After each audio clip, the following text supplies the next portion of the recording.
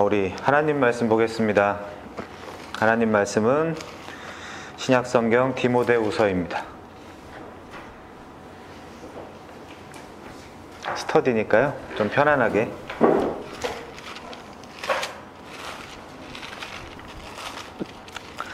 디모데후서 3장 13절에서부터 17절까지 보겠습니다. 또 잘 생각하시면서 보시면 좋을 것 같아요.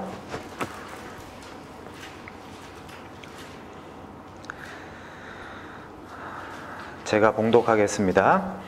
악한 사람들과 속이는 자들은 더욱 악하여져서 속이기도 하고 속기도 하나니, 그러나 너는 배우고 확신한 일에 거하라.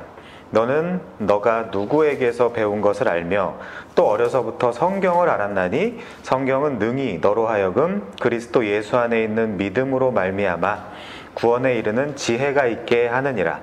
모든 성경은 하나님의 감동으로 된 것으로 교훈과 책망과 바르게 함과 의로 교육하기에 유익하니, 이는 하나님의 사람으로 온전하게 하며 모든 선한 일을 행할 능력을 갖추게 하려 함이라.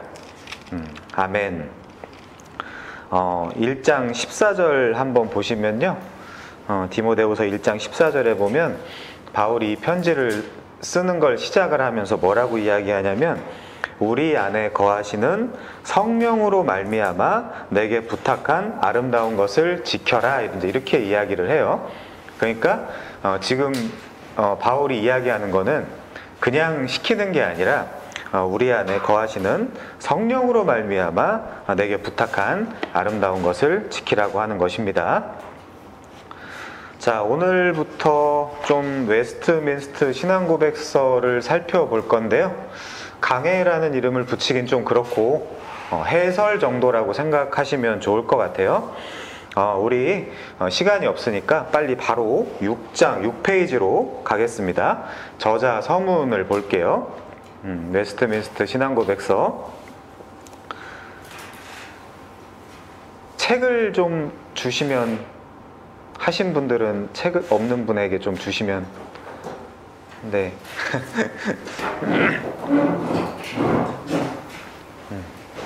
네.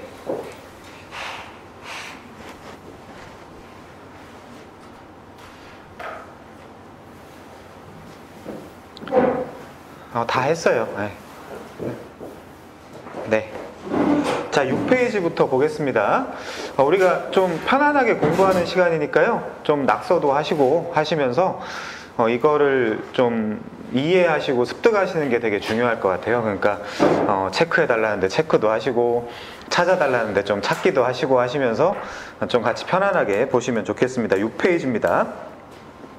저자 서문이에요. 이 책은 R.C. 스프롤이라는 분이 쓰신 책인데, 이제 우리가 좀 살펴보겠습니다.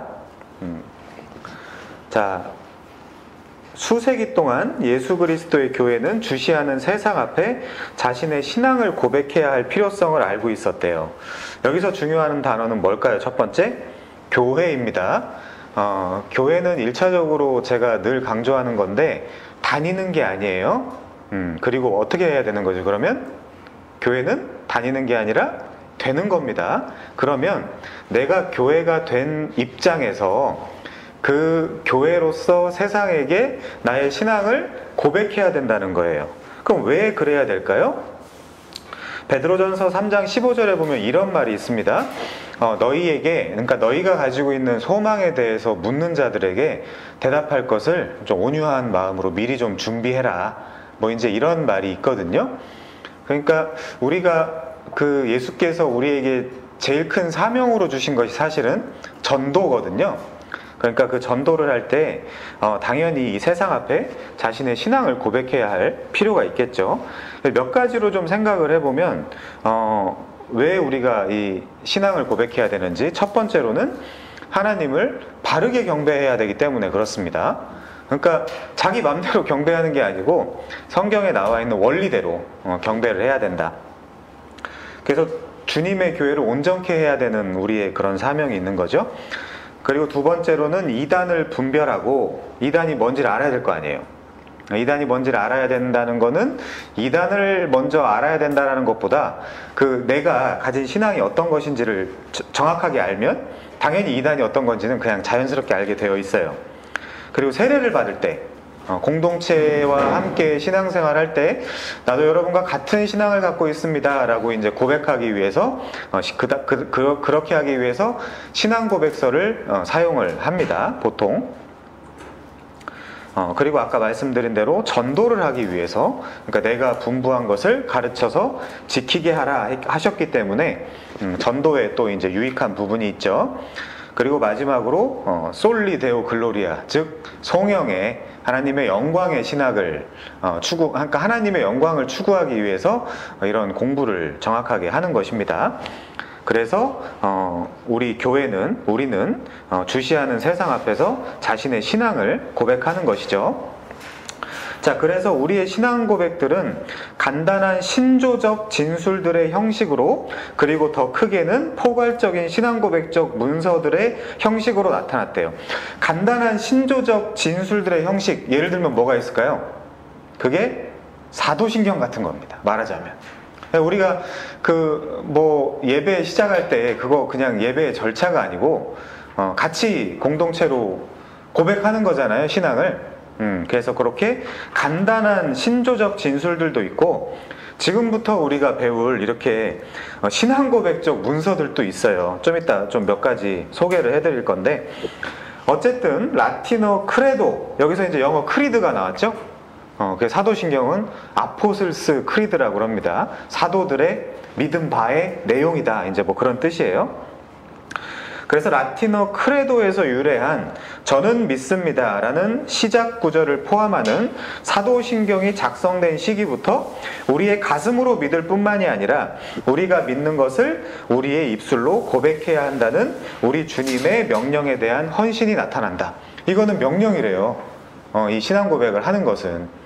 그러니까 이렇게 한번 생각해 보시면 좋을 것 같아요. 여러분들이 가지고 있는 신앙을 스스로 진술의 형태로 설명할 수 있나요?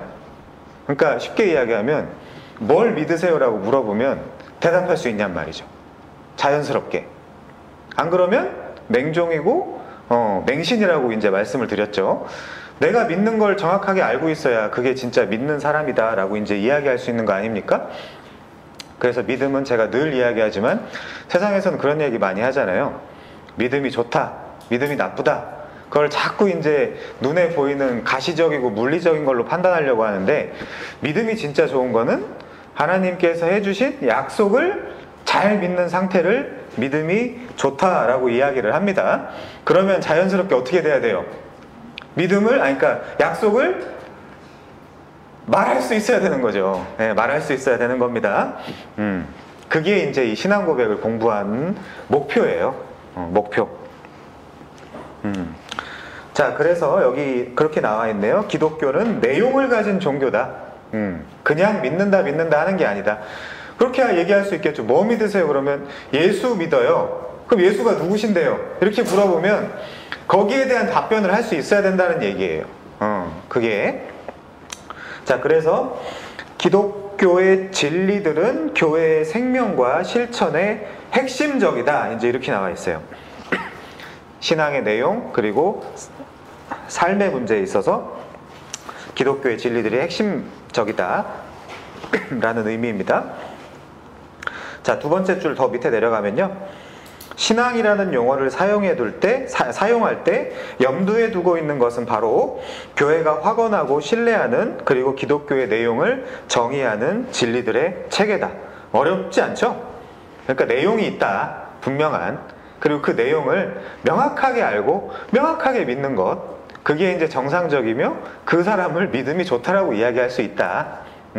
그냥 무작정 교회에서 헌신한다거나 헌금을 과도하게 많이 한다거나, 옛날에는 그런 사람들을 믿음이 좋다라고 이야기했잖아요. 근데 그게 아니라 우리는 어디서부터 출발할 거냐면요, 알매 문제, 그 다음에 삶의 문제를 다룰 겁니다. 자, 그래서 제가 왜 이 책을 선택했느냐, 이거는 우리 장로교회 교과서라고 할 수 있어요. 물론 장로교회 교과서는 성경책이죠. 성경책이지만 이 너 뭐 믿으세요? 라고 할 때 저 성경책 믿어 해가지고 창세기 1장 1절부터 다 읽어줄 수 없잖아요. 그쵸? 그래서 약간 철학적인 느낌이 없잖아 있지만 이렇게 하는 방식이 이 철학적인 사유 방식으로 하나님은 누구신가, 마지막 때는 어떤 일이 일어나는가, 이거를 종합적으로 한번 생각해보는 그런 신앙고백서라고 정리하시면 좋겠습니다. 자, 그래서 이렇게 얘기하고 있네요. 지금까지 작성된 가장 중요한 신앙고백서들 중에 하나는 특히 영어권에서 웨스트민스터 신앙고백서다. 신앙고백서 그 자체의 진술에 따르면, 요거 중요합니다. 영감되지 않은 저자에 의해 작성된 신앙고백서 그 어떤 것도 신자들에게 궁극적 권위를 가지는 것으로 간주되지 않아야 한다. 이게 무슨 말이죠? 우리가 이 신앙고백서를 공부하고 있다고 해서 이것이 즉 성경은 아니다. 성경을 우리가 이해하기 좋게 설명해 놨을 뿐. 그러니까 이거예요. 우리의 신앙의 유익을 도모하기 위해 우리의 선배들이 정리를 해놨을 뿐이지 이것이 곧 성경은 아니다. 그러나 이게 가장 좋은 방법이죠. 자, 좋습니다. 그래서 신앙고백서들은 하나님의 말씀이 할 수 있고, 그리고 실제로 하는 방식으로 양심을 구속할 수는 없다.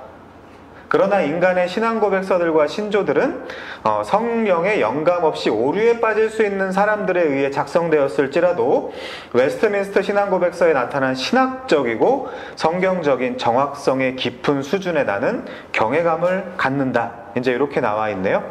저도 마찬가지예요. 우리 선배들이, 신앙의 선배들이 작성해 놓은 신앙고백서들 중에 아마 가장 좋은 신앙고백서가 아닌가라는 생각을 합니다. 자, 그 다음에 이제 좀 어려운 단어들이 나오는데, 예를 들면, 벨직 신앙고백서도 있대요. 그쵸? 지금 7페이지 중간쯤에 보시면, 벨직 신앙고백서가 있다 그러죠? 요거는 네덜란드, 프랑스, 벨기에, 벨지카 컴페시오라 그러는데, 그러니까 벨기에 쪽이에요. 네덜란드 쪽. 그러니까 지금으로 이야기하면 베네룩스 3국이죠. 거기서 이제 귀도 드브레라는 사람이 이제 작성을 한 신앙고백서입니다. 그리고 이제 하이델베르크 교리문답이 나와. 이건 독일이겠죠? 하이델베르크니까. 그리고 스코틀랜드 신앙고백서가 나오네요. 이거는 존 낙스가 작성을 했습니다. 그 이외에 다른 신앙고백서들과 같은 그러한 신조들도 매우 존중한다. 그러니까 종교개혁 이후에 루터 쪽에서는 예를 들면 아우구스 부르크 고백도 있었고, 그 고백에 변호서라는 것도 있었고, 그리고 대소요리 문답, 루터가 작성한 그런 것도 있었고, 슈말카트 신조, 뭐 협화 신조 이런 것들이 있었어요. 루터 쪽에는. 그렇지만 우리 장로교, 그러니까 칼빈주의 쪽에는 제2, 이제 잘 인정되는 것들만 잠깐 소개해드리면, 제2 스위스 신조, 요거는 이제 블링거가 작성을 했습니다. 그 다음에 이제 영국교회 39개조, 요거는 크랜머랑 리들리라는 사람이 작성을 했죠. 그리고 이제 감독들한테 공인을 받은 겁니다. 그리고 이제 그 다음에 이제 중요한 신앙고백서가 웨스트민스터 신앙고백서죠. 고대에 이제 굉장히 유명한 그 기독교 역사상 공인을 받은 신조들은 예를 들면 사도신경, 니케아 신경, 아타나시우스 신경, 이제 이런 것들이 좀 있습니다. 뭐 상식적으로 알아두시면 좋을 것 같고요. 그렇지만 우리가 이제 예배 때 같이 고백하기 가장 좋은 신경은 사도신경이 맞아요. 짧고 12가지 이제 헤드라인으로 잘 정리해 놓은, 사도들이 믿은 바를 우리도 믿겠다라는 내용이기 때문에 사도신경이 우리가 같이 고백하기는 제일 좋지만, 그래도 가장 여기도 나와 있는 대로 표현과 위풍과 신학적 정확성에서 웨스트민스터 신앙고백서를 능가하는 것은 저자는 없다고 생각을 한대요. 저도 마찬가지입니다. 그래서 이 기회에 좀 이 신앙고백서를 조금 딱딱할 수 있지만, 왜냐하면 배경도 들어야 되고 막 이제 이러다 보면 좀 딱딱할 수도 있지만, 같이 공부하면 우리한테 큰 유익이 있지 않을까. 그래서 쭉 넘어가서요, 밑에서 세 번째 줄 보시면, 내가 기도하는 바는 이 신앙고백서가 우리를 성경 자체로 끊임없이 몰아가되, 여기 성경 자체 동그라미 치면 좋을 것 같아요. 여기에 고백된 것을 확증하기 위해 성경 자체로 끊임없이 몰아가도록 하는 것이다. 그러니까 뭐가 목적이라는 거예요? 결국에는 성경으로 가자. 성경으로. 성경을 지금 갑자기 창세기부터 막 다 한 번에 공부할 수 없잖아요. 그러니까 큰 틀로서 어떤 내용들이 담겨져 있나 성경 안에 그런 유익을 살피기 위해서 하는 해설이라고 생각하시면 좋겠습니다. 자, 우리 다음 페이지 가볼게요. 이번에는 역자 서문입니다. 번역한 사람이 쓴 서문이에요. 한 6번째 줄에 보면요, 웨스트민스터 신앙고백서는 가장 중요한 개신교 신앙고백서들 중에 하나다 라고 이제 저자가 이야기한 거를 또 인용하고 있다라는 점. 그리고 중간에 보시면 나는 이 신앙고백서에 있는 어떤 것을 의문시할 때마다 두렵고 떨려한다. 왜냐하면 그것은 지금까지 작성된 개혁주의 신학의 가장 정확한 요약이기 때문이다. 계속 이런 식으로 웨스트민스터 신앙고백서에 대해서 좀 그 위상을 좀 높이고 있다라는 점 볼 수 있습니다. 자, 이 웨스트민스터 신앙고백서가 어떻게 작성되었을까요? 밑에 4번째 줄에 보시면요, 올리버 크로멜이 영국의 호국경으로 재임하고 있었던 시기였던 1643년 7월 1일경부터 1649년 2월 22일까지, 그러니까 5년 6개월 22일이 걸렸어요. 이걸 어떤 학자가 세놨더라고요. 이거를 작성하기 위해서, 그러니까 제가 보내드린 거 있죠.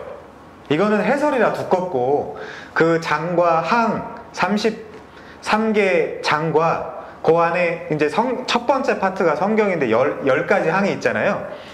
그렇게 많지도 않은 내용을 기록하기 위해서 5년 6개월 22일이 걸렸다. 근데 몇 명이 그렇게 했을까요?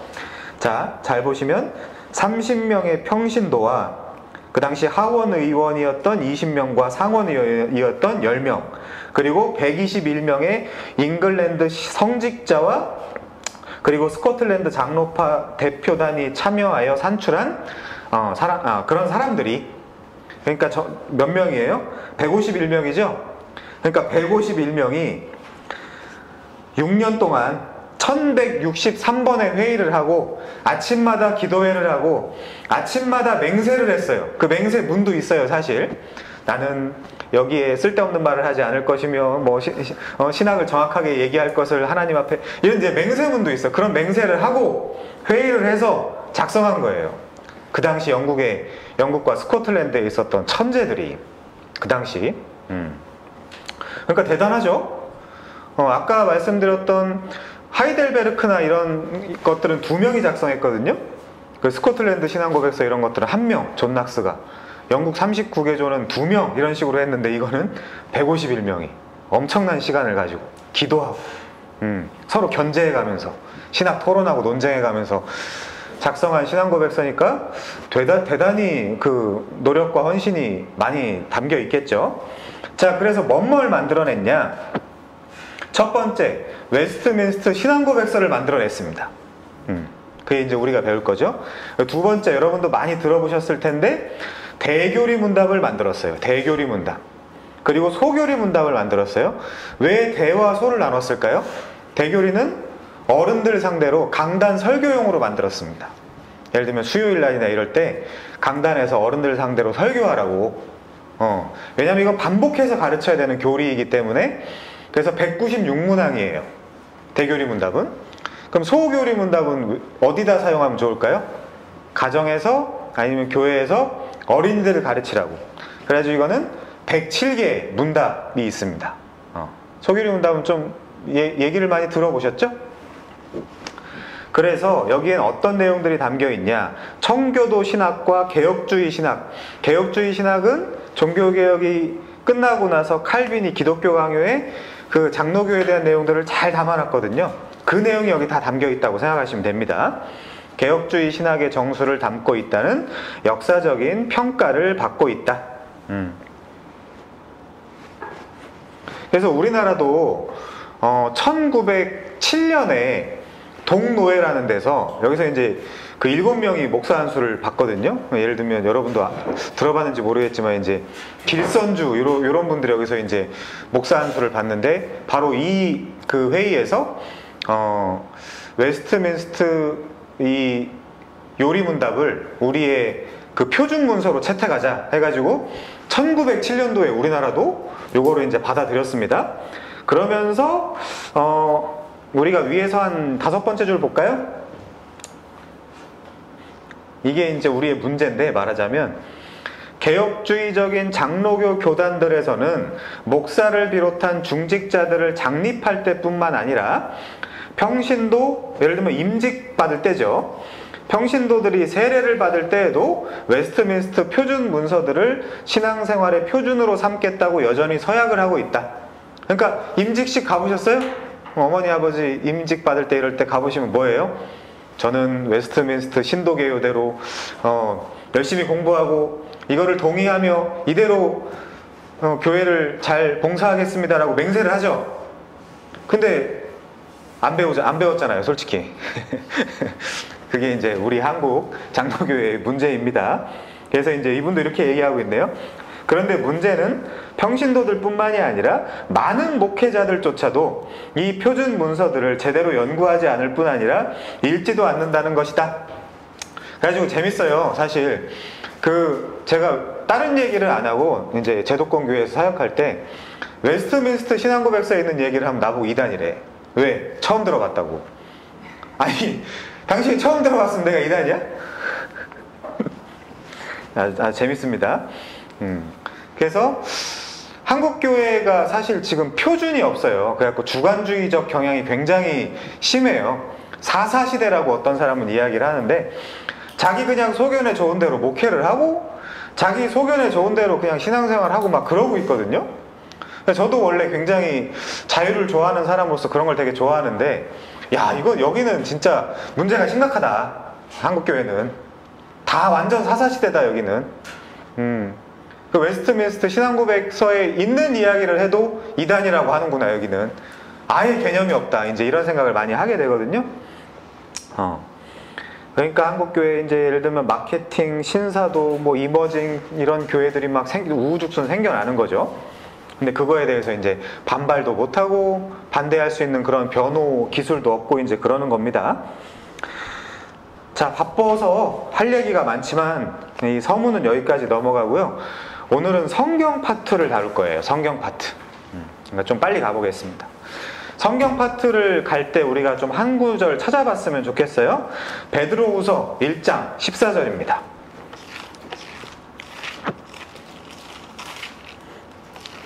베드로후서 1장 14절부터 좀 볼게요. 베드로후서는 자기가 이제 죽을 걸 알고 다른 주변에 있는 동료들에게 위로를 주기 위해서 쓴 서신이라고 생각하시면 됩니다. 12절부터 볼까요? 너희가 이것을 알고 이미 있는 진리에 서 있으나 내가 항상 너희에게 생각나게 하려 하노라. 그러니까 진리는 한 번만 전하면 된다, 아니면 계속 전해야 된다? 계속 전해야 되는 거예요. 내가 이 장막에 있을 동안에 너희를 일깨워 생각나게 함이 옳은 줄로 여기노니 이는 우리 주 예수 그리스도께서 내게 지시하신 것 같이 나도 나의 장막을 벗어날 것이 임박한 줄 알미라. 무슨 말이에요 이게? 나 죽을 때 다 됐다. 그걸 난 알 것 같다. 내가 힘써 너희로 하여금 내가 떠난 후에라도 어느 때나 이런 것을 생각나게 하려 하노라. 내가 죽어도 내가 얘기한 이 진리에 대해서 생각나면 좋겠다. 우리 주 예수 그리스도의 능력과 강림하심을 너희에게 알게 한 것이 교묘히 만든 이야기를 따른 것이 아니요 우리는 그의 크신 위엄을 친히 본 자라. 자, 이거 기억하세요. 이 사람들은 직접 봤잖아요, 예수님을. 베드로니까 지금 이걸 기억하시고 읽읍시다. 지극히 큰 영광 중에서 이러한 소리가 그에게 나기를 이는 내 사랑하는 아들이요 내 기뻐하는 자라 하실 때 그가 하나님 아버지께 존귀와 영광을 받으셨느니라. 이 소리는 우리가 그와 함께 거룩한 산에 있을 때에 하늘로부터 난 것을 얘들도 들었대. 얘들이라고 하면 안 돼. 사도들도 들었대요. 사도들도. 근데 잘 보세요. 근데 또 우리에게는 더 확실한 예언이 있어. 더 확실한 예언이 뭘까요? 어두운 데를 비추는 등불과 같으니 날이 새어 샛별이 너희 마음에 떠오르기까지 너희가 이것을 주의하는 것이 옳으니라. 먼저 알 것은 성경의 모든 예언은 사사로이 풀 것이 아니니. 그러니까 문맥에 뭐가 더 확실한 예언이라는 거예요? 성경. 그러니까 우리가 뭘 알아야 되겠어요? 성경을 알아야 된다니까요.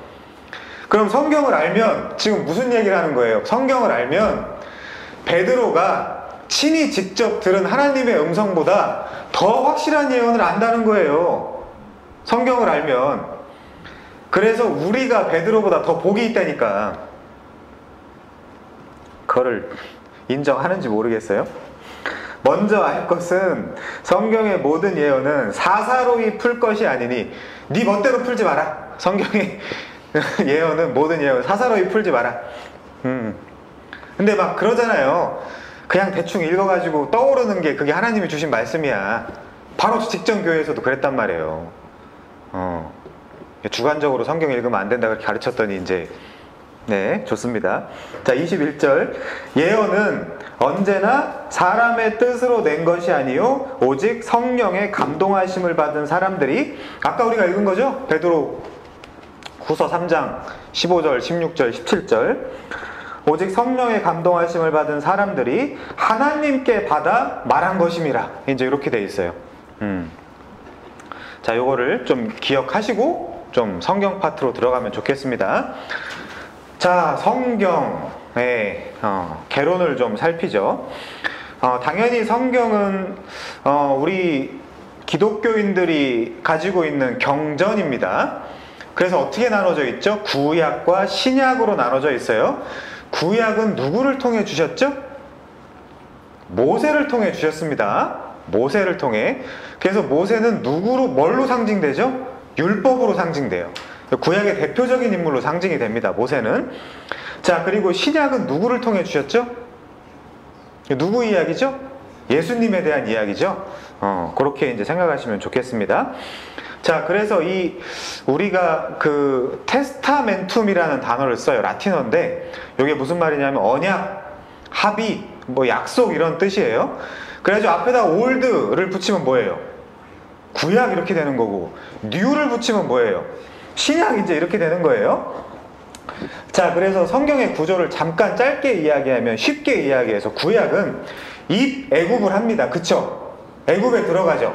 그리고 뭐 하는 내용이에요? 출애굽을 해요. 그리고 그 다음 내용이 입바벨을 합니다. 그렇죠? 바벨에 들어가잖아요. 포로로. 애굽에 들어가는 것도 사실 포로로, 종으로 들어가는 거란 말이에요. 바벨에 들어가는 것도 종으로, 포로로 들어가는 거고, 그리고 출바벨을 하죠.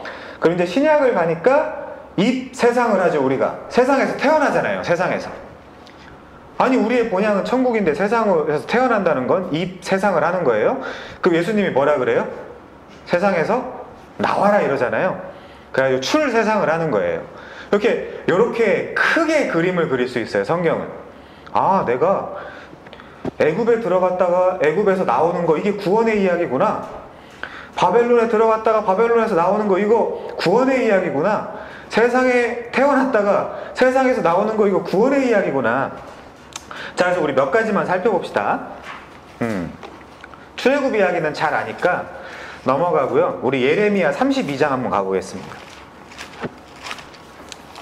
예레미야 32장.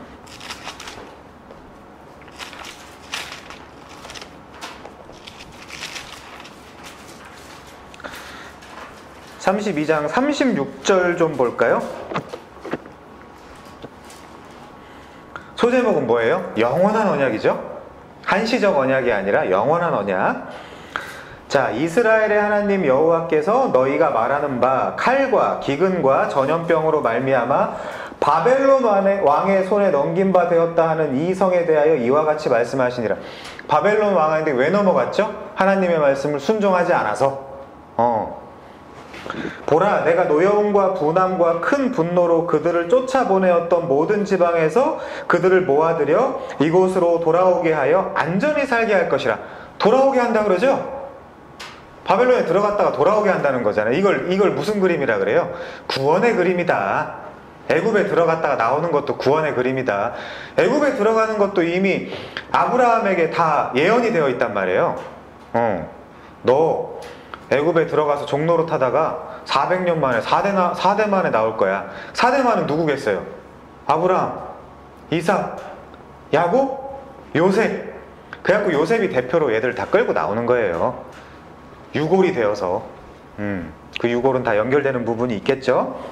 자, 38절. 그들은 내 백성이 되겠고 나는 그들의 하나님이 될 것이며, 이거는 그 언약을 주실 때의 전문 용어예요. 테크니컬 텀.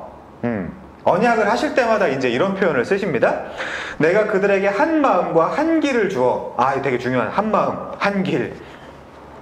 자기들과 자기의 후손의 복을 위하여 항상 나를 경외하게 하고, 복은 하나밖에 없다 그랬어요. 예수 그리스도를 통해서 하나님의 자녀가 되는 복, 하나님의 자녀가 되면 하나님이 우리를 책임져 주시는 복. 내가 그들에게 복을 주기 위하여 그들을 떠나지 아니하리라. 이거잖아요, 그죠? 이게 부모로서의 복이잖아요. 하는 영원한 언약을 그들에게 세우고, 이게 영원한 언약이래요. 내가 다시는 너희의 부모가 돼서 너희를 떠나지 않을 거야. 이거보다 더 좋은 복이 어디 있어요? 가난합니까? 그럼 이 부모가 챙겨줄 거 아니에요. 집이 없어요? 이 부모가 거처를 마련해 줄 거 아니에요. 근데 그걸 어떻게 타먹을 수 있어요? 믿음으로. 믿음으로. 나를 경외함을 그들의 마음에 두어 나를 떠나지 않게 하고, 내가 기쁨으로 그들에게 복을 주되 분명히 나의 마음과 정성을 다하여 그들을 이 땅에 심으리라. 끝내주죠. 끝내줘요. 그래서 우리가 문맥을 따라서 읽으면 복음이 이제 더 이해가 잘 됩니다. 여호와께서 이와 같이 말씀하시니라. 내가 이 백성에게 이 큰 재앙을 내린 것 같이, 재앙을 반드시 통과해야 된다니까, 우리 기독교인들은. 재앙을 내린 것 같이 허락한 모든 복을 그들에게 내리리라. 우리 그런 불평 있을 때 있잖아요. 그냥 천국에 보내주면 되지, 왜 굳이 이 땅에 태어나게 해서 남자친구랑 헤어지고 망하고 이런 걸 다 경험한 다음에 천국에 가야 되냐. 재앙을 경험해야 이 하나님의 은혜를 안 되니까요. 애굽에 들어가야 출애굽의 기쁨을 알고, 바벨론에 들어가야 출바벨의 기쁨을 알고, 지옥이 저기 존재하고 있어야 천국의 기쁨을 안 되니까요. 어거스틴이 한 이야기지만, 악이 있어야 선이 뭔지를 알고, 어둠이 있어야 빛이 뭔지를 알 거 아닙니까? 그래서 하나님이 우리를 교육시키려고. 그러니까 잘 참고 이기세요. 불평하지 마시고. 물론 불평이 나오겠지만 저도 매일 불평을 합니다. 자, 어쨌든 크게 이야기하면 성경의 구조가 이래요. 그래서 우리 창세기 3장 15절 볼게요. 창세기 3장 15절. 자, 다 아는 성구니까 읽지 않을게요. 여기서 출발한 복음이 이제 그 다음에 요엘서 2장 28절, 뭐에 대한 예언이죠? 성령을 주시겠다라는 예언이에요. 창세기 3장 15절은 여자의 후손이니까 예수를 주시겠다는 예언이고, 요엘서 2장 28절에서 32절까지는 성령을 주시겠다는 예언이에요. 그래서 이 예언을 받아서 마태복음 1장 25절에서 예수가 나시니라, 마리아에게서, 여자에게서 하고 예수가 나셨어요. 그리고 요한복음 19장 30절에서 이 예수께서 내가 다 이루었다 그랬어요. 남김없이 내가 다 이루었다. 그 다음에 사도행전 2장은 보세요. 1절부터 4절까지. 사도행전 2장. 이 시대에 성령이 되게 무시되거나 아니면 이상한 쪽에 쓰여가지고 성령에 대해서 우리가 좀 공부를 해야 됩니다. 자, 사도행전 2장 볼게요. 오순절날이 이미 이름에 그들이 다 같이 한 곳에 모였더니 호련히 하늘로부터 급하고 강한 바람 같은 소리가 있어 그들이 앉은 온 집에 가득하며 마치 불의 혀처럼 갈라지는 것들이 그들에게 보여 각 사람 위에 하나씩 임하여 있더니 그들이 다 성령의 충만함을 받고 성령이 말하게 하심을 따라 다른 언어들로 말하기 시작하니라 하면서 베드로가 오순절날 설교를 하는데 어디를 인용해요? 17절부터 21절까지 보면 요엘서를 인용하죠. 제가 지금 큰 틀만 찝어드리는 거예요. 성경이 어떻게 흐르는지. 우리는 큰 그림부터 그리고 세부적인 것들을 봐야 이해가 이제 빨리 가기 때문에 제가 일부러 그걸 찝어드립니다. 자, 그래서 예수님이 이제 새 언약을 이루시고 이제 승천하시고 우리에게 성령을 주셨다. 그러니까 우리는 지금 누구랑 신앙생활 하고 있는 거죠? 성령이랑. 또 다른 보혜사.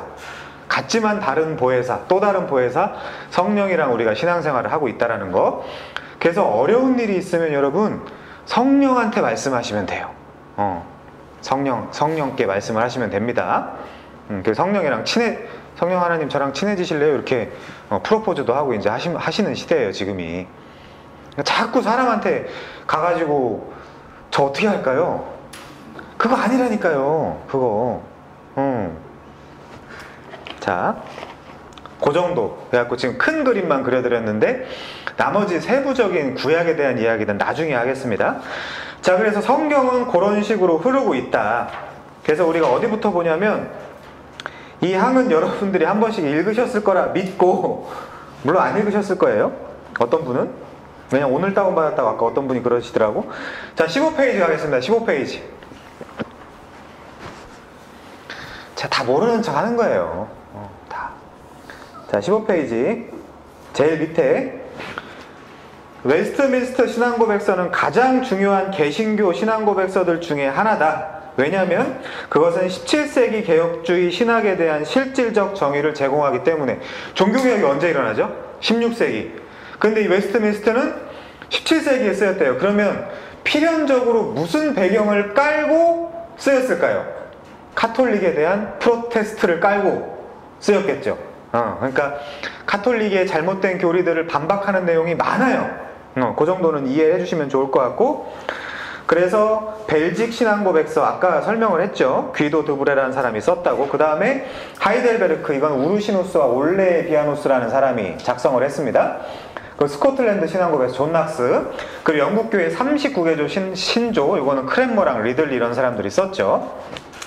자, 이런 신앙고백서들과 종종 비교가 되는데 개혁주의 신학에 대한 연구를 어디에서 시작해야 되는지, 즉 신론, 성경론에서 시작해야 되는지에 대한 내적인 논쟁이 있어 왔다.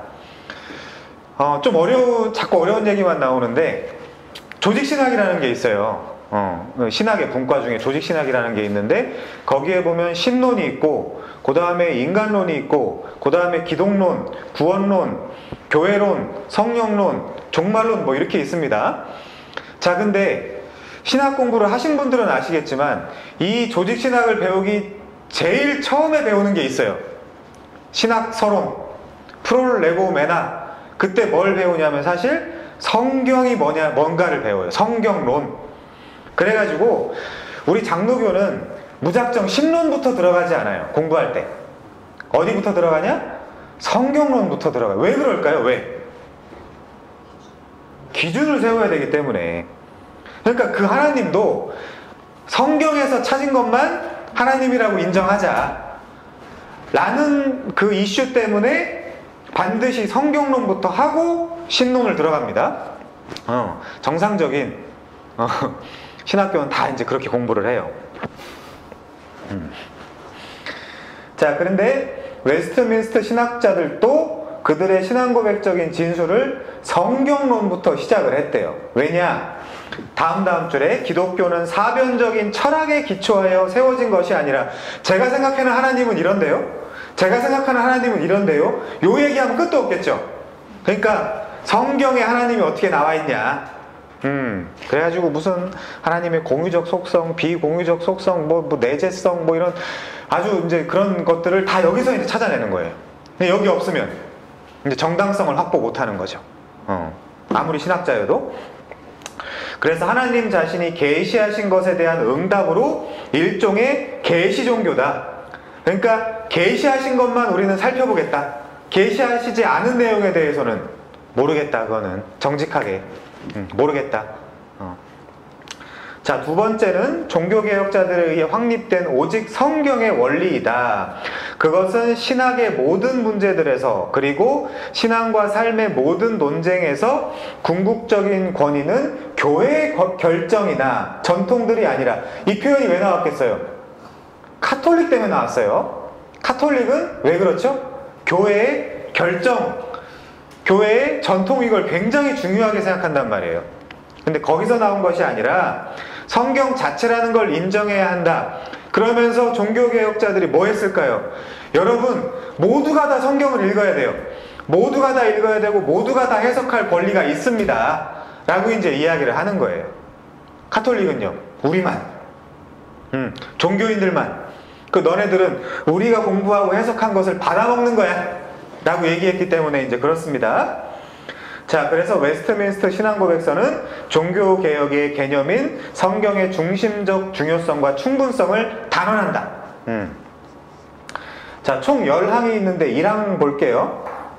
1항은 그렇게 중요한 내용이 없고 1항에서 어떤 내용이 있냐면 일반 계시에 대한 내용과 특별 계시에 대한 내용, 그리고 이제 기록으로서의 성경에 대한 계시는 중지되었다.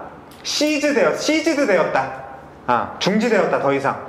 지금도 계시받는다는 인간들이 있고, 제가 신학교를 처음 갔었던, 그러니까 2012년이죠. 시간이 많이 되기도 했네. 2012년도에 3학년 선배 중에 어떤 데 가가지고 자기가 성경을 쓰는 사람이 있었거든요. 지금도 자기한테 하나님이 계시를 주신다고? 여러분, 그 사람 믿으시겠어요? 그 사람 말을? 미친 사람이죠? 근데 자기도 지금도 계시가 내려오고 있다고 쓰는 사람들이 있었어요. 지금 제가 한 3년 전에 듣기로 인천에서 사역을 한다라고 들었는데, 그런 사람들이 한국교회에서 막 사역을 합니다. 뭘 가르치겠어요? 그러니까 신학교 나오고 정상적인 절차를 밟았다고 해서 여러분들이 그냥 믿으면 절대 안 돼요. 그래서 제가 옛날에 하고 싶었던 것 중에 하나가, 제자훈련이나 이런 걸 하고 나서 반드시 이제 신학교 채플에 한번 참석시키는 게 제자훈련 마지막 피날레로 꼭 한번 해보고 싶었는데, 그러면 여러분들이 교역자들을 안 믿지 않을까 라는 생각 때문에. 우리는 교역자를 믿는 게 아니에요. 교역자가 증언하는 예수 그리스도를 믿는 거지, 교역자는 여러분 아무것도 아니에요. 그거를 분명하게 해야 돼요. 이걸 기분 나빠하는 교역자가 있다면 가짜죠. 그건 가짜죠. 제가 갈라디아서 할 때 말씀드렸잖아요. 그런 사람은 없을 것이다 라고. 자, 한번 볼게요. 1항을 읽어보셨을 것이라고 생각을 하고, 물론 안 읽었겠지만, 자, 첫 번째 문장은 구원을 위해 충분한 신적인 계시와 구원을 위해 충분하지 못한 신적인 계시 사이를 구분한다. 뭐가 충분하고 뭐가 충분하지 않을까요? 이 문맥 속에서 일반 계시가 충분하지 않아요. 왜요? 왜 그럴까요? 일반 계시는 이 세상의 자연, 역사, 나라는 어떤 인간, 이런 것들을 이야기하는 거거든요. 자, 다음 단락 볼게요. 하나님의 일반 계시는 대개 자연을 통해, 그리고 역사, 그리고 자기 백성들에 대한 섭리의 사역, 창조의 역사들을 통해서 하나님 자신에 대해서 계시하신 것이다. 그러니까 여기에서는 구원의 계시가 없죠. 그러니까 이제 불충분하다는 거예요. 이걸 다 읽을 수는 없기 때문에. 그러니까 일반 계시에서는 예를 들면 그런 것들이 있잖아요. 너 죄인이야. 너 구원받아야 돼. 너 지금 구원이 필요해. 그리고 구원의 방법은 십자가야. 그리고 나와 우주의 존재 이유와 목적에 대해서 설명해 주지 않죠. 자연이 그거에 대해서 설명해 주지 않잖아요. 그래서 구원 계시로서는 불충분하다라고 이야기하는 거예요. 그러면 특별 계시는 어떨까요? 특별 계시는 딱 집어서 너 죄인이야, 너 십자가로 구원을 받아야 돼, 이런 것만 설명을 해놨잖아요. 특별 계시는 뭐예요? 이 성경이에요. 성경. 크게는 하나님의 나타나심, 신현, 기적, 하나님의 말씀, 이제 이렇게 나누기도 하는데, 우리가 지금 가장 방점을 찍어야 할 특별 계시는 하나님의 말씀이에요. 요거밖에 없어요. 교역자들도 요거를 요거답게 설명해주는 사람이지 새로운 계시를 전해주는 사람이 전혀 아니에요.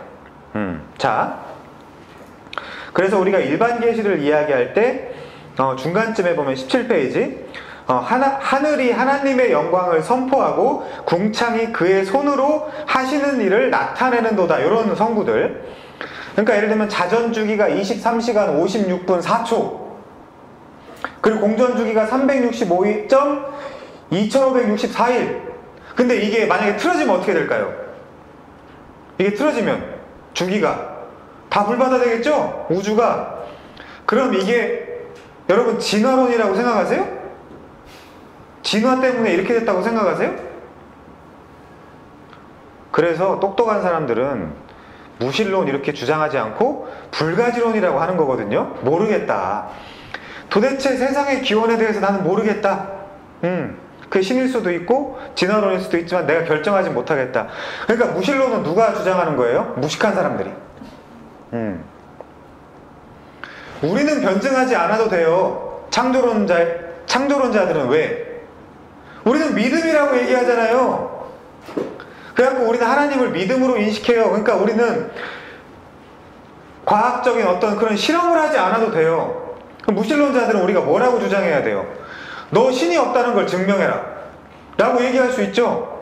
왜냐하면 얘는 주장을 하잖아요. 근데 우리도 주장을 하지만 우리는 믿음이라고 주장하잖아요. 그러니까 우리는 증명할 필요가 없어요. 믿음일 때 우리가 하나님을 늘 끌어다가 하나님 여기서 세상 사람들 앞에 한번 보여주십시오 라고 얘기할 수 있어요, 없어요? 저분은 고집불통이란 말이에요. 그래서 우리 말을 잘 안 들으신단 말이에요. 그 저분 자체가 우리한테 저분을 믿음으로 인식하라 그래요. 그러니까 우리는 정당한 길을 가고 있죠.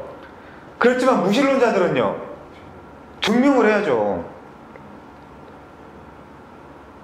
근데 무신론자가 어떻게 증명해요? 신이 없음을.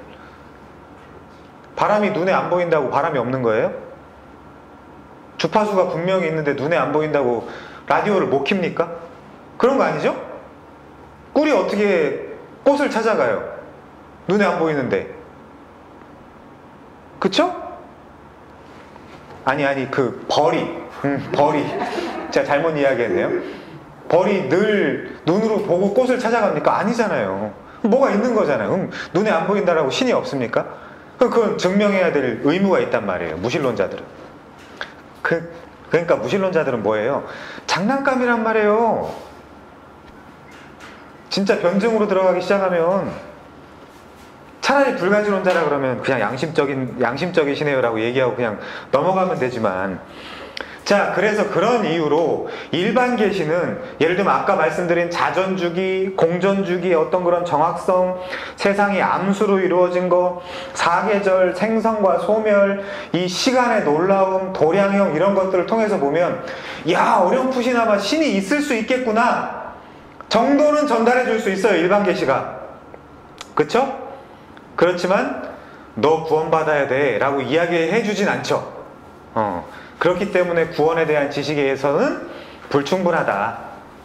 그렇지만 특별 계시는 충분히 우리에게 우리가 죄인이라는 걸 알려주고 있고, 우리가 십자가 복음을 통해서만 구원받을 수 있다는 것을 알려주고 있기 때문에 특별 계시는 충분하다라는 이야기를 우리가 17페이지, 18페이지 그리고 19페이지에서 알 수 있습니다.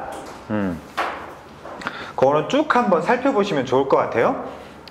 여러분 다시 부탁드리지만 웨스트민스터를 나중에 또 볼 생각하지 마세요. 지금 우리가 이렇게 진도를 나갈 때 한 번 보고 그냥 끝내세요. 나중에 또 이거 찾아가지고 공부하고 그러지 말고 그냥 집에 가서 한번 배운 거 가지고 읽어보시고, 아, 웨스트민스터 내용 이렇구나, 다시 유튜브나 이런 거 통해서 들어보시고 하면 별로 어렵지 않아요. 일반인들을 위해 쓰인 책이기 때문에 그렇습니다. 자, 우리 19페이지 보죠. 그래서 두 번째 단락, 신앙고백서 1장의 관점에서 보면 일반 계시와 특별 계시의 구별과 충분성과 불충분성의 구별은 명백하다. 일반 계시는 우리에게 구원에 필요한 지식을 주기엔 불충분하다. 그러나 특별 계시는 우리에게 구원에 필요한 지식을 주기에 충분하다. 근데 한마디 더 해야 돼요. 특별 계시가 지금 어떻게 쓰여 있어요? 일반 계시 안에 글자와 종이로 쓰여져 있잖아요. 그러니까 일반 계시 없이 특별 계시만 있다는 것도 말이 안 돼요. 그래서 일반 계시와 특별 계시가 상호 보완한다, 서로.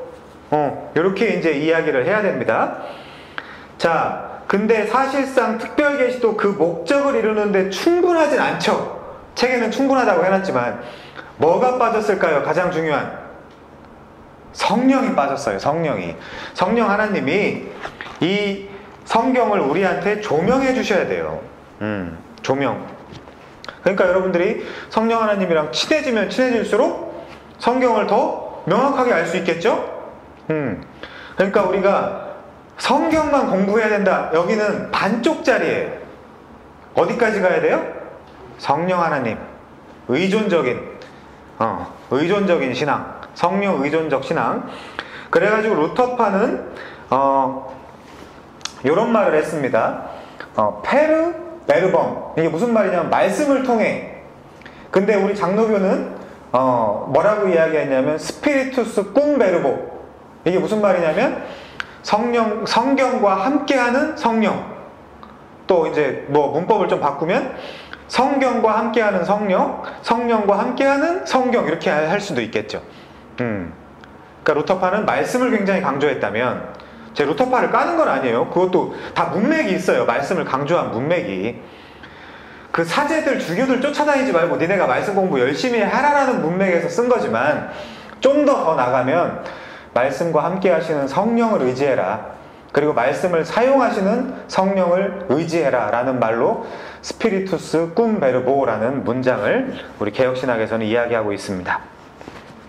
그래서 꼭 부탁하고 싶은 거는 늘 여러분이 성령 하나님 저랑 친해져 주세요라고 이제 얘기를 해야 돼. 안 그러면 서먹서먹하단 말이에요. 여러분, 천국 가서 하나님이랑 친해져서 천국이 아니에요. 이 땅에서 친한 사람이 천국 가는 겁니다. 근데 지금도 뭔가 서먹서먹하고, 근데 천국 가서 친해지겠다고? 말도 안 돼요, 그거는. 지금 친해진 사람이 천국 가는 거예요. 그러니까 그걸 자꾸 나중 일로 밀어놓지 마요. 심판 받고 나서, 심판대를 통과하고 나서 하나님이랑 친해져야 되겠다. 지옥 가요. 지금 친해지는 거예요, 지금. 자꾸 내일로 미루지 마세요. 내일 죽을 수도 있어요, 오늘 나가다가 미끄러져서. 그러니까 오늘, 지금. 근데 우리의 오해가 뭐냐면, 자꾸 말이 길어지는데, 하나님이랑 친해지면 여러분들을 괴롭힐 것 같아. 하고 싶은 거 못하게 하고, 하기 싫은 거 막 시키고. 아니란 말이에요. 완전한 자유. 근데 물론 말도 안 되는 길로 가면 이분이 때려가지고 이제 옳은 길로 가게 하겠죠. 자, 그래서 이 교리가 중간에 보면, 이 교리가 의미하는 것은 성경은 구원을 위해 알 필요가 있는 것을 계시한다는 것이다.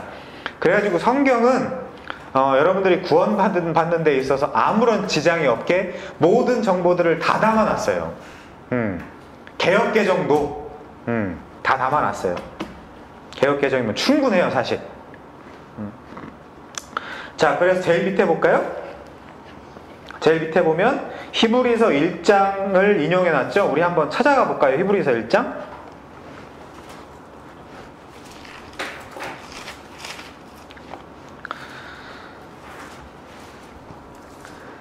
옛날에는 책에 보면 여러 시대 다양한 방식으로 자신을 옛적에 계시하셨던 하나님은 지금 이 마지막 날에 자신의 아들 예수 그리스도의 인격 안에서 계시의 정점을 우리에게 주셨다라고 나와 있는데, 히브리서 1장 1절에서 3절까지 봐도 옛적의 선지자들을 통하여 여러 부분과 여러 모양으로 우리 조상에게 말씀하신 하나님이 어떤 예들이 있었을까요? 옛적에? 첫 번째, 우림과 둠밈이 있었죠. 또 두 번째, 제비를 뽑았죠. 지금 제비 뽑아요, 안 뽑아요? 교회에서 어떤 일을 결정할 때 제비 뽑으면 큰일 난단 말이에요. 지금 우림과 둠밈 사용해요, 안 사용해요? 안 사용하죠? 뭔지도 모르는 분이 이제 대다수일 텐데, 그 옛날에는 모세에게 찾아갔죠. 하나님의 음성을 듣기 위해서. 구약시대 때. 그리고 또 뭐가 있었어요? 꿈도 꿨잖아요. 환상도 봤잖아요. 근데 이 꿈과 환상은 지들도 한다 그런다, 지금 시대 때도. 웃기는 인간들이. 혼나야 돼. 아니면 여기 와서 시켜야 돼, 여기 와서. 저는 진짜 잘 시킬 수 있거든요. 그래갖고 사기꾼 만들 수 있거든요. 원래 사기꾼이고, 사실 그런 주장하는 사람들이. 자, 2절, 이 모든 날. 근데 마지막에는 뭐래요? 아들을 통해서 우리에게 말씀하신대잖아요. 아들을 통해서. 근데 심심해. 아들을 통해서 말씀하신다니까 뭔가 그리고 안 들어봤어. 아직 아들을 통해서 말씀하시는 게 뭔지 그 느낌적인 느낌을 몰라요, 사람들이. 그러니까 자꾸 외적은 대로 가는 거야. 환상 봤다, 꿈 꿨다, 뭐. 근데 제비는 또 안 뽑아. 우림과 둠밈은 없어서 못해요, 지금. 이렇게 약간 비꼬는 사람이 있어요. 아내 무서워서. 근데 이 아들을 만유의 상속자로 세우시고 또 그로 말미암아 모든 세계를 지으셨는데, 근데 이분이 누구예요? 이는 하나님의 영광의 광채시요 그 본체의 형상이시니라. 그의 능력의 말씀으로, 그의 능력의 말씀이에요. 예수의 능력의 말씀. 만물을 붙드시고 죄를 정결하게 하는 일을 하시고 높은 곳에 계신 지극히 크신 이의 우편에 앉아 계신 분. 누구예요? 문맥적으로 아들이 예수잖아요.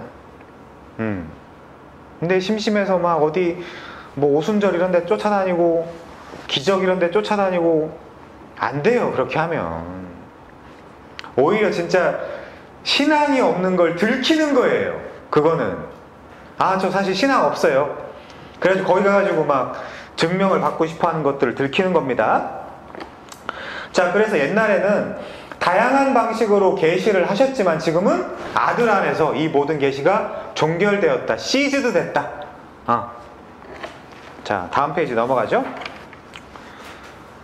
우리가 바빠요. 한 타임에 제가 지금 한 장씩을 끝내는 걸 목표로 하고 있기 때문에. 자, 20페이지. 근데 이런 말이 있어요, 1항에. 그래서 읽어보고 와야 되는데, 이제 그 진리를 두 번째 줄, 더 잘 보존하고 전달하기 위해서, 그리고 육신의 부패와 사탄과 세상의 악에 대항하여 보다 확실한 계몽, 안전, 그리고 위로를 위하여 하나님은 그의 계시를 온전히 기록하도록 인도하셨다. 왜 기록이라는 방식을 선택하셨을까요? 그건 가족오락관 생각하면 끝나요. 가족오락관에 막 이거 끼고 전달할 때 전달이 잘 돼요, 안 돼요? 딴소리 하죠? 딴소리 하는 게 아니라 딴 소리로 받아들이죠? 근데 우리가 이렇게 글로 안 주시고 구전이라는 방식을 통해서 주셨으면 어떻게 될까요? 지금 아예 왜곡되어 있을걸요? 하나님의 말씀이? 그래서 결과론적으로 이 계시를 온전히 기록하도록 인도하셨다. 이렇게 그냥 여러분들이 기억하시면 좋겠습니다. 그래서 우리는 뭐 하는 거예요, 사실? 지금 복음 전하는 자들은 이미 그 기록되어 있는 것들을 뭐 때에 따라서는 헬라어, 히브리어, 아람어 이런 데로 가가지고 그 기록되었던 언어와 기록되었던 당시의 문화와 배경, 그런 것들을 살피면서 여러분들한테 지금 시대에 맞게 전달해 드리는 거예요. 자, 넘어갑니다. 2항.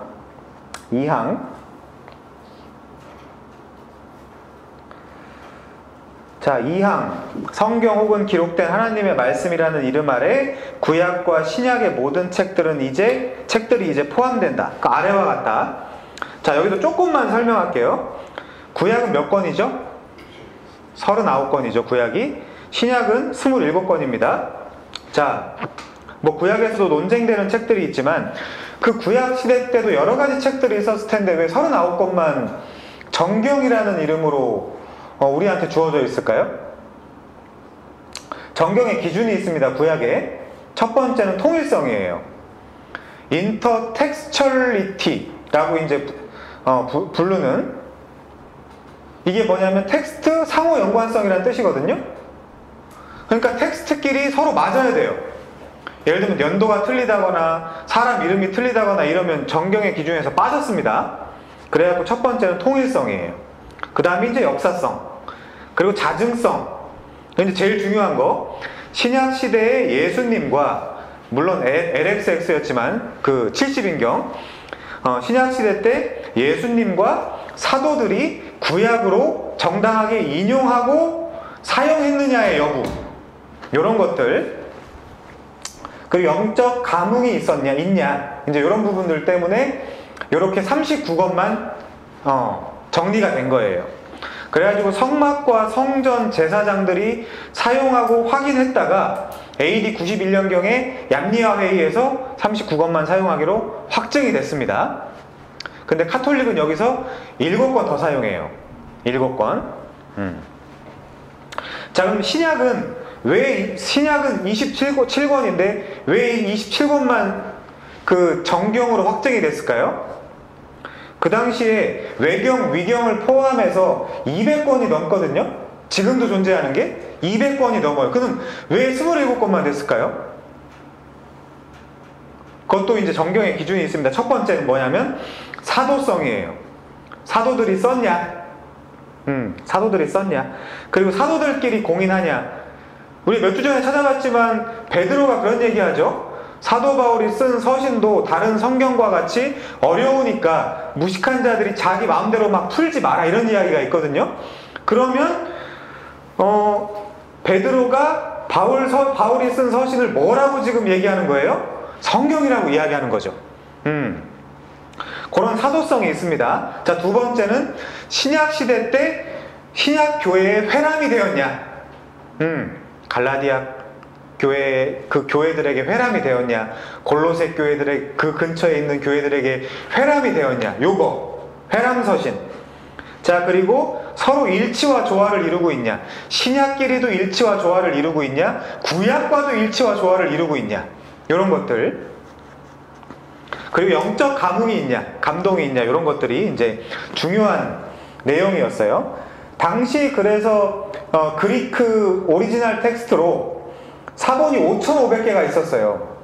그러니까 불과 30여 년 만에 신약 성경이 기록된 게 한 60년에서 90년 사이거든요. 신약 성경이 기록된 게. 그럼 그 30여 년 만에 이제 필사라 그러죠. 갖다가 베낀 게 5,500개가 넘는다니까요. 그럼 그 5,500개 중에 어떤 부분이 틀릴 수 있겠죠. 필사하다가. 그럼 다른 사람 거 보면 거기가 확실해지겠네. 5,500개나 있으니까. 그런 식으로. 그리고 이제 벌게이트라는 것도 6,600개가 넘어요. 사본이. 벌게이트 초기 서신 벌게이트도 사본이 6,600개가 넘고 그 외에 번역사본도 1,000개가 넘습니다. 그러니까 사실 신약 성경도 그 일부러 왜곡하기가 어려워요. 내가 일부러 왜곡해도 딴 사람이 야 여기랑 비교해보자 했을 때 왜곡을 일부러 했다 하더라도 속이기가 어렵죠. 그럼 구약시대 때는요, 성전 제사장들이 가만히 있지 않았습니다. 그 탈무디스트들이. 그들은 뭐 한 글자 쓰려고 해도 예를 들면 하나님 이름이 나오면 붓을 빨고 목욕 제기하고 막 썼던 사람들인데 자기들끼리 필사하다가 한 글자 틀리면 그거는 사용하지 못했던 것들이기 때문에 우리가 생각하는 것만큼 에이 이거 사람이 썼잖아요 라는 가벼운 말로 속이기는 어렵다. 그런 걸 여러분들이 알고 있으면 좋을 것 같아요. 자, 제일 밑에 보면 성경에 어떤 책들이 포함되어야 하는지에 관해서 특히 외경, 아포크리파라 그러는데 으로 알려진 책들에 대한 논쟁이 여전히 진행 중이래요. 카톨릭은 우리 기독교 서점에서 안 파니까 여러분들이 잘 못 볼 텐데 일반 서점이나 아니면 성당 같은 데 가서 비치되어 있는 성경에는 7권 정도가 더 있어요. 토빗, 유딧, 지혜서, 집회서, 바룩서, 마카베오, 상하 이렇게 7권 정도가 이제 더 있습니다. 그냥 상식적으로 알아두시면 돼요. 근데 그것들은 언제 기록이 되어 있냐? 22페이지에 신구약 중간기 시대에 기록이 되어 있다. 그래서 구약은 종결되었고 신약의 시작 사이에 주로 쓰여져 있답니다. 신구약 중간기가 상식적으로 몇 년이었죠? 400년이었죠? 근데 재밌게도 우리가 광야도 40년이죠. 그 아브라함도 4대라는 건 보통 400년을 잡아요. 그 광야 시험도 40일이었고 애굽에 속박돼 있었던 기간도 400년입니다. 그리고 이제 여호수아가 법궤를 메고 나갔던 것도 이제 40년 후였고 요셉도 네 대째였잖아요. 그리고 가나안도 4번째 아들이었고 요셉도 참 4번째 아들이었네요. 그리고 이제 그 비가 왔던 기간도 40주였다는 거. 그래갖고 일부러 하나님께서 이 40이란 400이라는 숫자에 뭔가 상징적인 의미를 좀 가지고 있는 게 아닌가라는 생각을 우리 해볼 수 있습니다. 자, 그래서 22페이지 두 번째 줄에 보면요, 로마 카톨릭 교회는 외경의 정경적 지위를 고수하는 반면 대부분의 개신교 집단들은 그렇지 않다. 그렇죠? 이거를 철저히 따져서 토비서, 그러니까 예를 들면 이래요. 도마복음 같은 데는, 전 도마복음을 다 읽어봤는데 이런 표현이 있습니다. 마리아는 여자기 때문에 구원을 못 받아. 예수님이 하신 말씀에 이제 그런 말이 있어요. 그러니까 마리아를 남자로 만들어야 되겠어. 마리아를 일로 오라 그래. 얘를 남자로 만들어서 구원을 줘야 돼. 뭐 이런 이야기가 있거든요. 자, 그럼 도마복음을 정경에 넣을 수 있을까요? 없을까요? 없죠. 여자를 어떻게 남자로 만듭니까? 여자는 구원을 못 받아. 이제 이런 얘기를 예수님이 하셨다라는 것 자체가 이제 좀 이상하죠. 이제 그런 문장들이 있기 때문에 이제 정경이 될 수가 없었다 라는 부분이 있습니다. 자, 쭉 넘어가서 아마 10판까지 가는 걸 많은 사람들이 포기하실 것 같긴 한데 지금 몇 분이죠? 네, 조금만 더 하고 그럼 마치겠습니다. 자, 두 번째 단락에 보면 유대인 정경의 범위에 관해서도 또한 논쟁이 있다. 신약 성경은 구약 성경을 재참조한다. 그렇죠? 이 무슨 말인지 아시죠? 신약의 표현들을 잘 보면, 이제 제가 갈라디아서를 하다가 이제 이번 주에 못했는데, 이번 주에 원래 해야 할 그 갈라디아서에도 구약의 단어, 어휘들이 있어요. 그런 식으로 신약 성경에 기록한 저자들은 구약에 있는 표현들 아니면 구약의 의미들을 끌어와서 이제 기록을 한다. 이제 뭐 그런 이야기입니다. 예를 들어 바울은 디모데에게 모든 성경은 하나님의 감동으로 된 것으로 라고 이제 편지를 해요.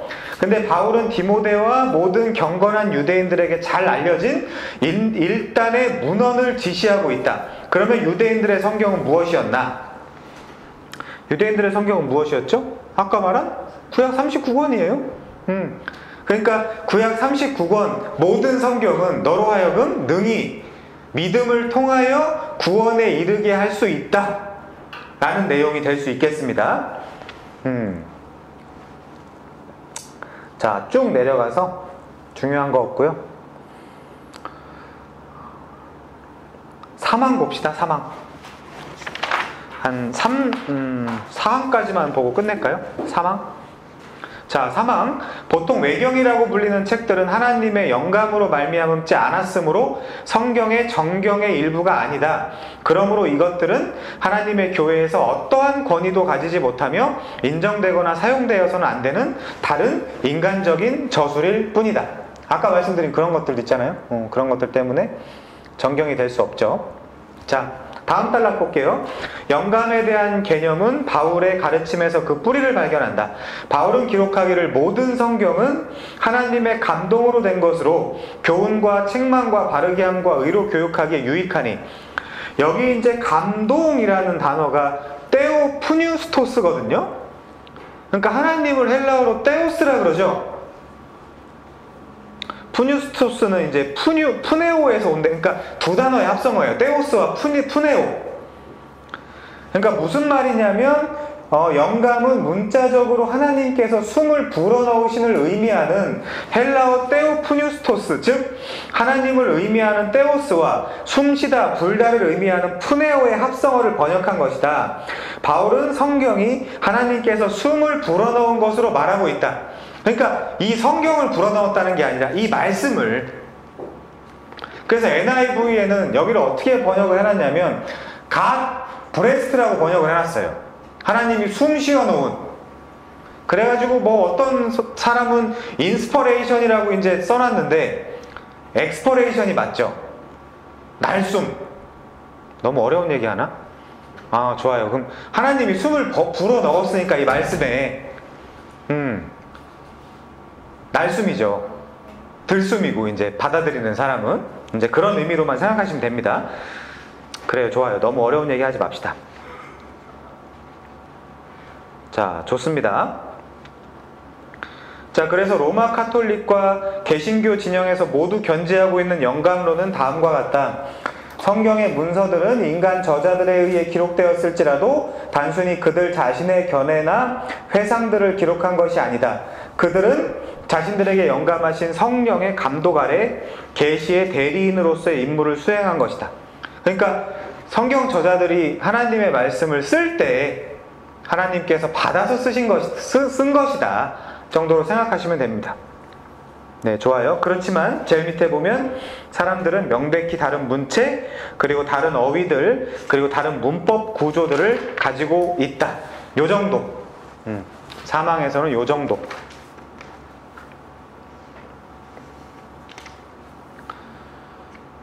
자, 우리 오늘 사항까지만 봅시다. 사항.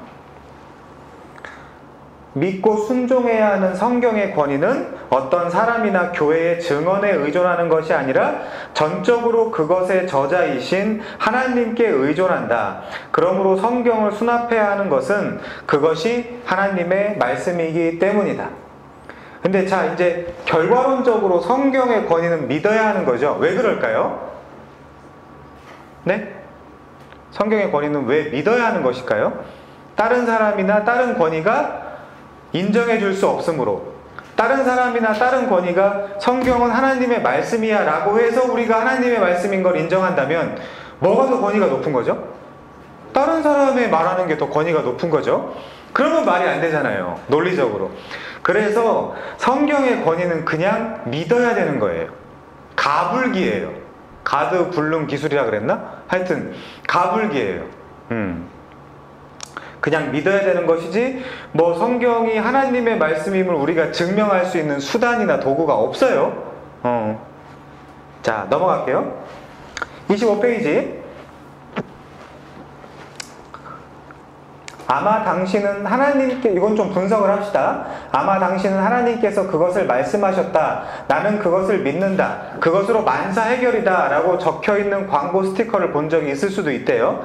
그렇지만 이거는 무슨 사고방식이죠? 알미니안적 사고방식이죠? 내가 믿는다면 하나님도 꼼짝 못하게 만들 수 있다라는 인간 중심적 사고방식이잖아요. 우리 알게 모르게 인본주의적, 인간 중심적인 사고방식을 굉장히 많이 가지고 있거든요. 그냥 성경에 있다고 그래도 내가 마음에 안 들면 싫은 거야, 그냥. 그런 사람들 많아요.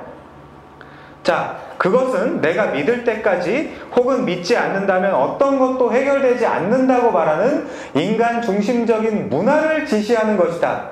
근데 우리 어떻게 얘기해야 돼요, 사실은? 하나님께서 말씀하셨다. 그것으로 만사 해결이다. 전능하신 주 하나님께서 그의 입을 여신다면 토론의 여지와 불신의 변명이란 전혀 존재하지 않는다.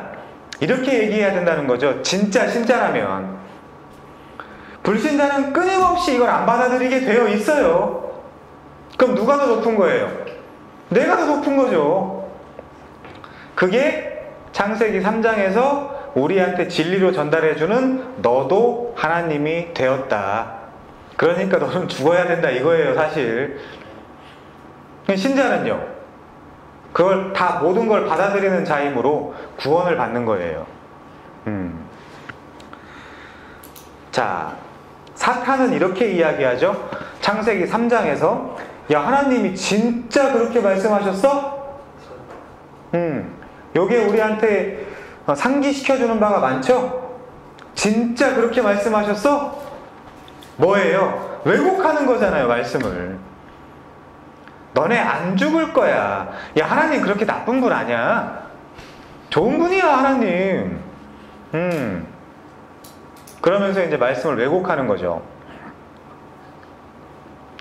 자, 사탄은 하나님이 참으로 말씀하시더냐 라고 질문하므로 하나님의 권위에 의심을 가지게 하여 하와를 속였다. 사탄이 광야에서 예수님을 시험했을 때 세 가지의 모든 시험들은 그리스도가 하나님의 입으로 나오는 모든 말씀을 신뢰하고 그것으로 말미암아 사는지 아닌지에 집중이 되어 있다. 우리 한번 볼까요? 마태복음 4장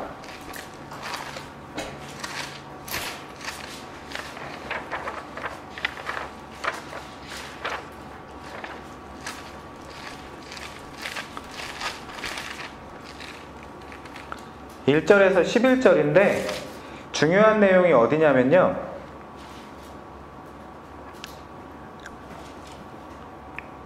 이때 이제 마귀가 이제 시험을 하잖아요. 왜 시험을 할까요? 첫 번째 목적은 그거예요. 일단 이스라엘 백성들이 광야에서 시험을 받았죠. 성공했습니까? 실패했죠. 광야 시험은 실패했어요. 그러면 얘들의 실패에 대한 걸 누군가는 성공을 해야 될 거 아니에요. 대표적으로라도. 그래서 40년 광야에 대한 실패를 예수님이 40일 금식하시고 여기서 성취를 하는 거예요. 이스라엘 백성들의 그 실패를. 자, 그런데 어떻게 성취를 하시냐면 1절, 그때 예수께서 성령에게 이끌려 마귀에게 시험을 받죠. 그럼 성령은 착한 분이에요, 나쁜 분이에요? 아니, 마귀에게 시험받게 하는 성령이 착한 분이냐고 나쁜 분이냐고? 나쁜 분이죠. 그러니까 그런 식으로 우리 자꾸 성경을 인간 중심적인 사고로 내가 옛날에는 주의 깊게 보지 않아서 몰랐는데 주의 깊게 보니까 성령에게 이끌려 마귀에게 시험을 받으러 가네? 야, 성령도 나쁜 분이구나. 이렇게 얘기하면 성령 해봤지.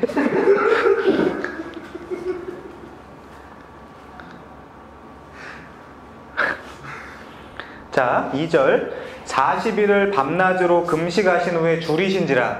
금식하셔서 40일을 굶으셨어요.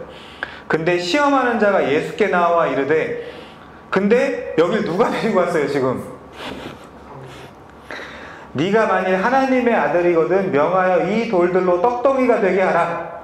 예수께서 대답하여 이르시되 기록되었으되 사람이 떡으로만 살 것이 아니요 하나님의 입으로 나오는 모든 말씀으로 살 것이니라 하였느니라 하시니, 이에 마귀가 예수를 거룩한 성으로 데려다가 성전 꼭대기에 세우고, 두 번째 시험이죠. 이르되 내가 만일 하나님의 아들이여든 뛰어내리라. 기록되었으되 그는 너를 위하여 그의 사자들을 명하시리니 그들이 손으로 너를 받들어 발이 돌에 부딪히지 않게 하리로다. 이거 지금 누가 하는 말이에요? 마귀가 하는 말이죠. 누구한테? 감히 예수님한테.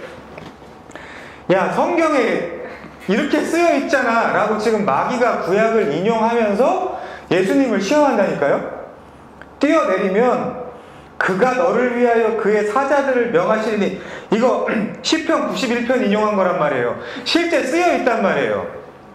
그러니까 이게 지금 우리가 하는 잘못이죠. 여기 이렇게 써 있잖아요. 마귀란 말이에요. 그거는 잘못 갖다 인용하면. 제 말의 의도를 아시는지 모르겠네.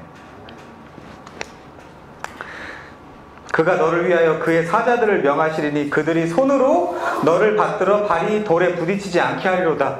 이거 마귀가 감히 예수님한테 하나님의 말씀을 인용해서 시험한다니까요. 뛰어내리라고? 그럼 어떻게 되는 거예요? 예수님은 죽는 거잖아요. 마귀의 계략에 넘어가면 거기서 뛰어내리면 죽는단 말이에요. 그러면 뭐가 깨져요? 구속사가 깨지잖아요. 근데 예수님이 또 인용을 하셔서 주 너의 하나님을 시험하지 말라 하였느니라. 이건 신명기 6장 16절이죠. 그러니까 하나님의 말씀을 내 상황에 그냥 말도 안 되게 갖다 쓰지 마라 이거예요. 예수님은 지금 이 상황에 시편 91편을 갖다 쓸 성부가 아니다. 여러분들이 남들이랑 신학 논쟁을 하거나 쟤를 이기고 싶을 때 꼭 이걸 가지고 싸우잖아요. 여기 이렇게 써있다고. 문맥도 고려 안 하고.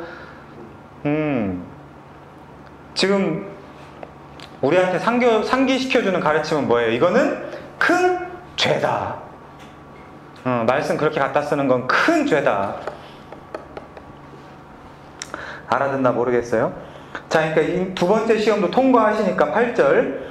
마귀가 또 그를 데리고 지극히 높은 산으로 가서, 이거 마귀가 데리고 간 거예요? 성령이 데리고 간 거예요?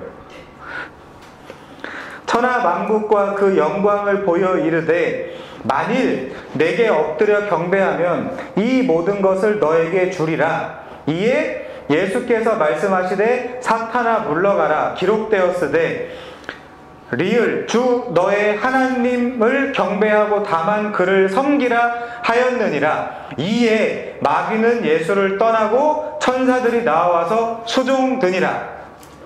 그러니까 지금 성경을 인용한 자가 둘이 있네요. 하나는 예수님, 하나는 마귀.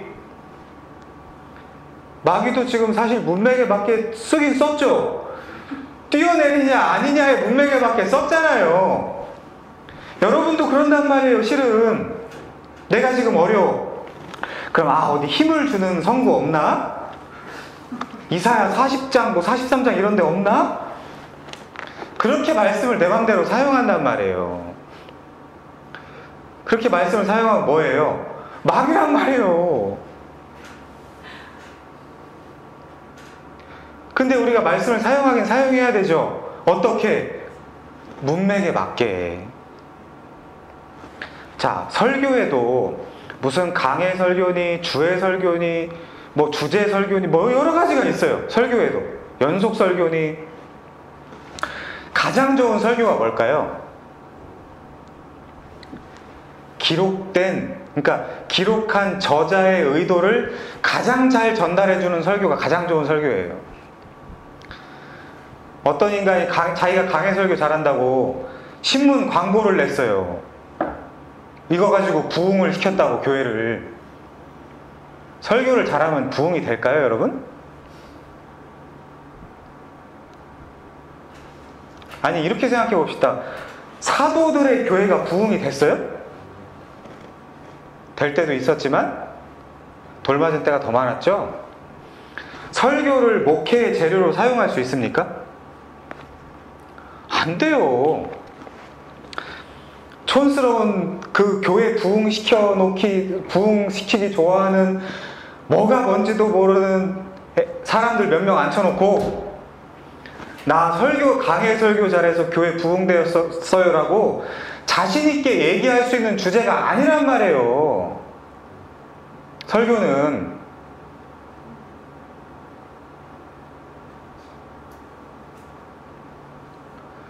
그게 얼마나 멍청한 얘기며 위험한 얘기인지도 모르고 거기 앉아서 나도 저 사람 세미나 가가지고 얘기 듣고 하면 나도 우리 교회도 부흥되겠지 웃기고 있네.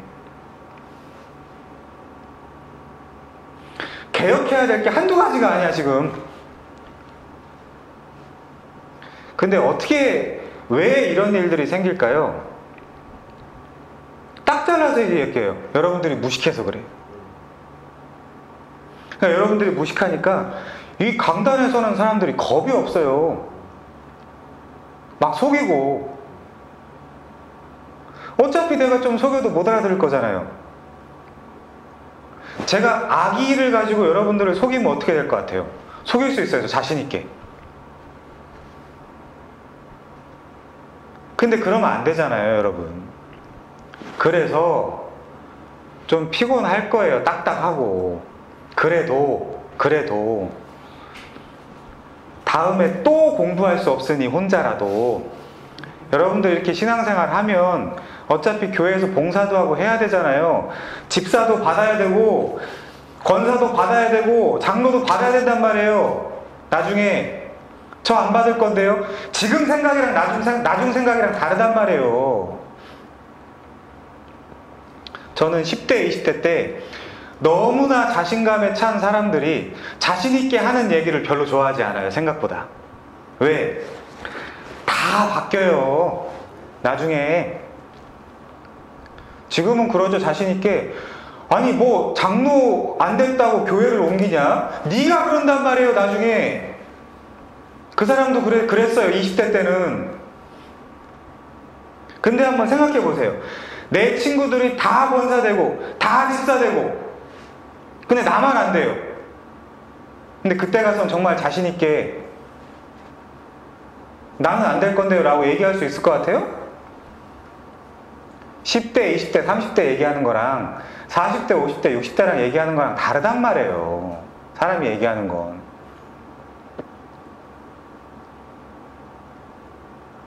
안 그래도 사람 말을 안 믿는데 저는 젊은 혈기에 하는 얘기는 귀엽다, 참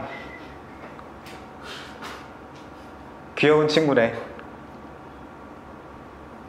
그거는 여러분들이 더 많은 경험과 노하우가 쌓이면 알게 돼요. 그냥 꼰대가 아니고 저기 우리 어른들이, 물론 꼰대도 있죠. 그런데 보세요, 젊은 사람들이 지금 갖고 있는 생각이 너무 뚜렷하다 그러면 그것도 꼰대예요. 그것도 젊은 꼰대. 그래서 유연하게 사고하는 법을 가지세요. 유연하게.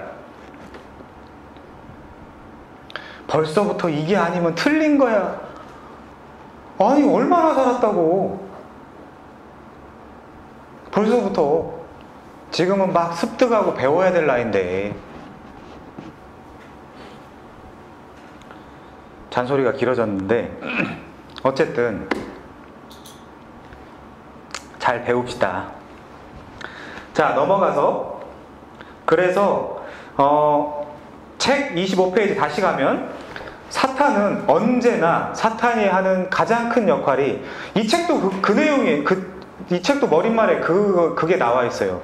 내가 만약에 사탄이라면 하나님의 말씀을 못 읽게 하고 속이는 것부터 시작을 하겠다. 이 책도 이제 그런 내용을 처음에 시작을 하는데, 사탄은 여러분들한테 제일 먼저 하는 게 뭐냐면 하나님의 말씀에 대한 왜곡이에요. 그러니까 우리는 당연히 하나님 말씀 말고는 위로를 가질 게 없어요, 사실. 그렇지만 아까 마귀가 한 것처럼 하나님의 뜻에 맞지도 않게 내 마음대로 갖다가 인용을 해서는 안 돼요. 그럼 예수님은 보세요, 그 마귀가 인용한 거에 대한 반박으로 하나님을 시험하지 말라라고 이렇게 이야기하시잖아요. 그럼 이 말씀을 여기다 쓸 수 있다는 얘기예요? 없다는 얘기예요? 없다는 얘기죠. 그러니까 큐티 잘하시고 하는 거 너무 좋지만, 이 말씀은 오늘 나한테 이렇게 적용해야 되겠다 라고 너무 쉽게 생각하지 마시고 한 번 더 생각하세요. 한 번 더 하나님한테 물어보시고, 하나님, 오늘 내 핸드폰에 뜬 요 큐티의 내용이 제가 어떻게 받아들이면 좋을까요? 라고 한 번 더 물어보세요. 모르면 교회사 속에 정리되어 있는 이 신학에 물어보시고, 아니면 저한테 물어보시고.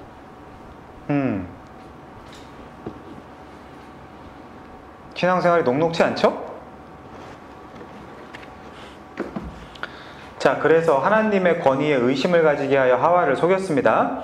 자, 사탄이 광야에서 예수님을 시험했을 때 세 가지 모든 시험들은 그리스도가 하나님의 입에서 나오는 모든 말씀을 신뢰하고 그것으로 말미암아 사는지 아닌지에 대해 집중이 되어 있어요. 그렇지만 그 사탄은 왜곡할 수 있다는 거, 교회 역사를 시종일관하여 세상, 육신, 그리고 마귀가 경건에 대하여 가하는 궁극적인 공격은 하나님 말씀의 권위에 대한 공격이에요. 지금도 보세요. 목회를 잘해야 되겠다, 성공해야 되겠다는 이유로 이거 아무렇지도 않게 생각해요, 사람들이. 아니, 이것 좀 왜곡하면 어때? 하나님도 내가 목회 잘하는 것을 더 기뻐하실 텐데 이 짓을 하고 있다니까? 그럼 뭐예요, 그게? 마귀죠. 그게 마귀예요. 별게 마귀가 아니고, 베드로도 예수 그리스도께서 구속사를 성취하지 못하게 하는, 결코 그런 일이 없을 것입니다 라고 한 말에 대해서 예수님이 너 사탄이야 라고 얘기했는데, 자, 그래서 계몽주의로부터 나온 성경의 권위에 대한 맹렬한 공격은 대학들과 신학교들에 대해서 번창하게 되었다. 제가 하는 말이 아니고 저자가 하는 말이에요. 내가 하는 말이라면 또 누가 오해하지 또. 계몽주의가 뭐예요? 엔라이트먼트죠. 무식한 자들을 계몽시키겠다 라는 말이에요. 그래가지고 얘들을 똑똑하게 만들어야 되겠다 라고 해서 밑에도 나오죠. 바로 밑에 줄. 성경 비평, 고등 비평 이런 게 있어요. 고등 비평은 역사적 배경, 체계 자료 연대, 저자, 역사 지리적 배경 이런 것들을 막 살피는 거예요. 그런 것들을 살펴가지고 야 이게 진짜 하나님의 말씀이야? 물 위를 걸은 게 맞아? 틀려? 이런 것들을 따지는 거예요. 물론 저등 비평도 있어요. 그건 원문 연구하는 건데 어쨌든 자 그래서 하나님의 말씀이다, 하나님의 말씀이 아니다를 누가 결정하는 거죠? 인간이 결정하는 거예요. 근데 그걸 어디서 할까요? 신학교에서. 신학교에서. 한국에도 그런 신학교 많습니다.